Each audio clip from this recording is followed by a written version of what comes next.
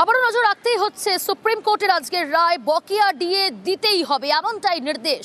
এবং যে কথা বলা হয়েছে যে 25% যে বকেয়া রয়েছে ডিএ সেটা ইমিডিয়েট মেটাতে হবে। এ বিষয়ে আরো স্পষ্ট হব, আরো জানার চেষ্টা করব। রায় কপি ইতিমধ্যেই অর্ডার কপি হাতে এসে পৌঁছেছে, নিউজ 18 বাংলার কাছে এসে পৌঁছেছে।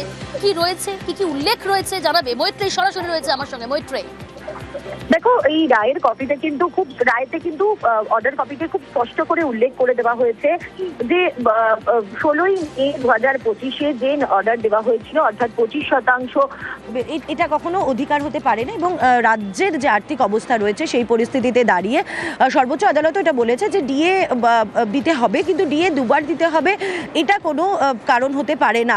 এবং আরও একটা বিষয় রাজ্যের তরফ থেকে আগের বারও আর্গুমেন্টে ছিল যে ফান্ডামেন্টাল রাইটের বিষয়, যে এটা ডিএ ফান্ডামেন্টাল রাইট কিনা। কলকাতা হাইকোর্ট যেখানে বলেছিল ডিএ ফান্ডামেন্টাল রাইট, এবার যেহেতু কোনো পক্ষই অর্থাৎ আবেদনকারী রাজ্য এবং পাল্টা আসা রাজ্য সরকারি কর্মীদের পক্ষ থেকে এই ফান্ডামেন্টাল রাইটের বিষয়ে কোনো বক্তব্য রাখা হয়নি, তারা কোনো আর্গুমেন্ট করেনি, ফলে সেই বিষয়টা বিচার্যের মধ্যে রাখেনি। ফলে কোথাও একটা গিয়ে রাজ্য সরকারের এই জায়গাটাও কিছুটা হলেও ছাড় পেয়েছে রাজ্য।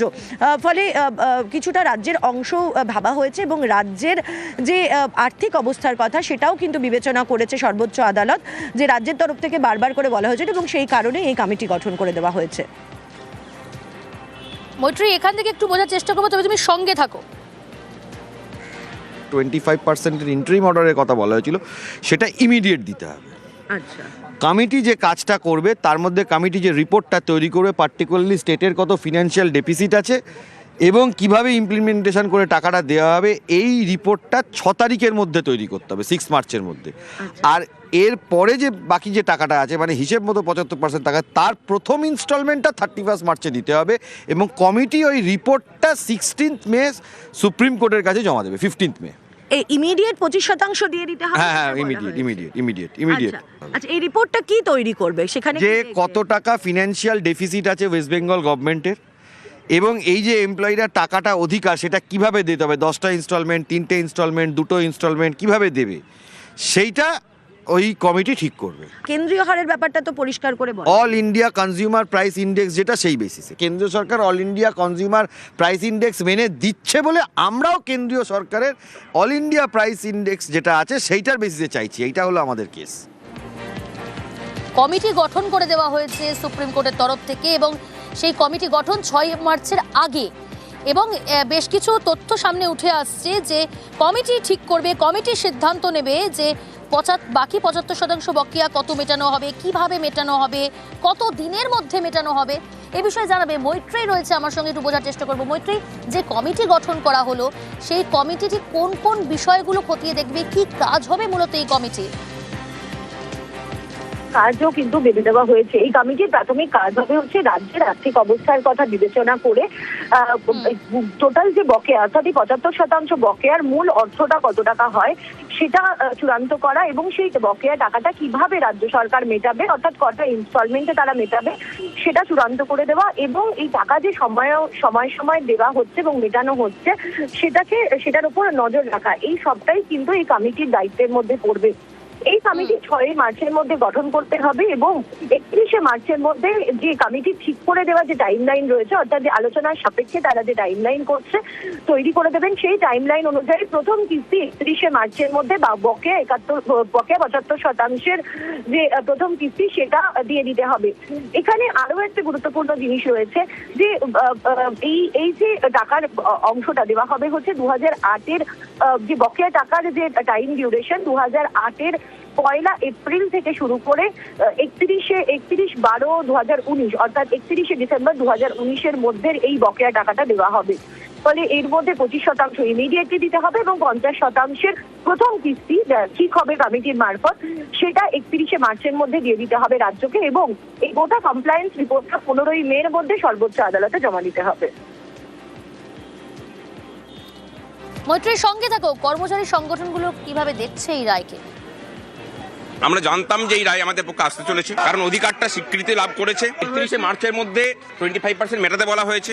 রূপা 2009 নিয়ে এই মামলা ছিল, সেখানে স্পষ্ট করে প্রভিশনে লেখা আছে যে দিতে হবে আইসিপিআই মেনে। আমরা বলছি যে আইন স্বীকৃত অধিকার, যেটা হাইকোর্টের ডিভিশন বেঞ্চ বলেছিল বা সুপ্রিম কোর্টও আজকে যেটা বলেছে যে লিগালি এনফোর্সেবল রাইট, এটা নিয়ে কোনো সন্দেহের অবকাশ আর রইল না। এটা একটা ঐতিহাসিক, সারা দেশের মধ্যে কোথাও কর্মচারীদের এত বড় মামলা সুপ্রিম কোর্ট পর্যন্ত যায়নি, কারণ কোনো সরকার কর্মচারীদের অধিকার নিয়ে এইভাবে হস্তক্ষেপ করেনি। সুপ্রিম কোর্ট যেভাবে এই রায়টাকে দিল, এটা গোটা দেশের ক্ষেত্রে একটা উদাহরণ হয়ে থাকলো।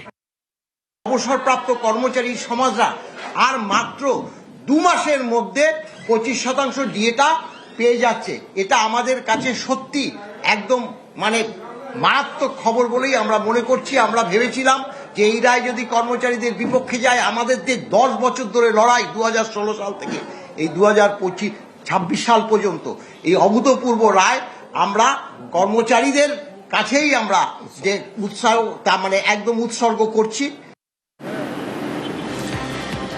আমি আবারও কথা বলবো, মৈত্রী রয়েছে আমার সঙ্গে। মৈত্রী, এদিকে রাজ্যের 2 আবেদনকেই মান্যতা দিল শীর্ষ আদালত। এক, যে ডিএ মৌলিক অধিকার নয়, আর এদিকে বছরে 2 বার নয়, একবারই ডিএ। এই বিষয়ে কি জানালো, কি পর্যবেক্ষণ সুপ্রিম কোর্টে? দেখো, ডিএ বছরে 2 বার দেওয়া হবে না সেই বিষয়ে সর্বোচ্চ আদালত জানিয়ে দিয়েছেন যে এভাবে এটা বলে দেওয়া সম্ভব নয় যে ডিএ বছরে 2 বার করেই দিতে হবে। ফলে সেটাতে তারা রাজ্যের তরফে মত দিয়েছে এবং মৌলিক অধিকারের যে প্রশ্ন ছিল, কলকাতা হাইকোর্ট যে বিষয়ে রায় দিয়েছিল সেই বিষয়টি এবার সর্বোচ্চ আদালত বিবেচনা করেনি বলে সর্বোচ্চ আদালতের তরফ থেকে জানানো হয়েছে। তার কারণ কোনো পক্ষে রাজ্য সরকার বা রাজ্য সরকারি কর্মীদের কোনো পক্ষ থেকে এই ফান্ডামেন্টাল রাইটস এর বিষয়ে তারা বক্তব্য রাখেনি বা তারা আর্গুমেন্ট করেনি, সেই কারণে এই বিষয়টিকে বিচার করেনি সর্বোচ্চ আদালত বলে তারা জানিয়েছে। সঙ্গে থাকো মৈত্রী।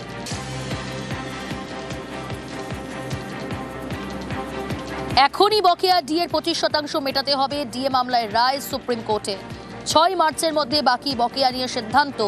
75% বকেয়ার কত মেটানো হবে সিদ্ধান্ত নেবে কমিটি। যে কমিটি গঠন করা হলো, সেই বকেয়ার প্রথম কিস্তি দিতে হবে 31 মার্চের মধ্যে। বাকি বকেয়া কিভাবে মেটানো হবে, কমপ্লায়েন্স রিপোর্ট দেবে রাজ্য। 2008 থেকে 2019 পর্যন্ত বকেয়া ডিএ মেটানোর নির্দেশ দেওয়া হয়েছে। 10 লক্ষের বেশি কর্মচারীকে বকেয়া মেটাতে হবে। 1 লক্ষের বেশি অবসরপ্রাপ্ত কর্মীকেও বকেয়া মেটাতে হবে। প্রায় 40,000 কোটি টাকা ডিএ বকেয়া। অত্যন্ত গুরুত্বপূর্ণ আজকে সুপ্রিম কোর্টের এই রায়।